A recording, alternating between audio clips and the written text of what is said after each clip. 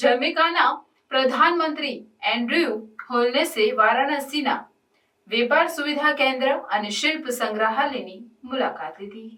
જમૈકાના પ્રધાનમંત્રી એન્ડ્રયુ હોલનેસે તેમના ભારત પ્રવાસ દરમિયાન ઉત્તર પ્રદેશના વારાણસીમાં આવેલ વેપાર સુવિધા કેન્દ્ર અને શિલ્પ સંગ્રહાલયની મુલાકાત લીધી. આ મુલાકાત દરમિયાન પ્રધાનમંત્રી હોલનેસે ભારતીય હસ્તકલા અને વેપારની વિવિધતાઓને નજીકથી નિહાળી. પ્રધાનમંત્રી હોલનેસે જણાવ્યું કે ભારત અને જમૈકાના સંબંધો મજબૂત કરવા માટે આ પ્રકારની મુલાકાતો ખૂબ જ મહત્વપૂર્ણ છે. ભારતીય હસ્તકલા અને વેપારની વિશાળ સંભાવનાઓ છે જે બંને દેશોને આર્થિક રીતે મજબૂત બનાવી શકે છે. આ મુલાકાત દરમિયાન પ્રધાનમંત્રી હોલનેસે વારાણસીના દશાશ્વમેઘ ઘાટ અને નમો ઘાટની પણ મુલાકાત લીધી. આ પ્રવાસ બંને દેશો વચ્ચેના સાંસ્કૃતિક અને આર્થિક સંબંધોને વધુ મજબૂત બનાવવામાં મદદ કરે છે.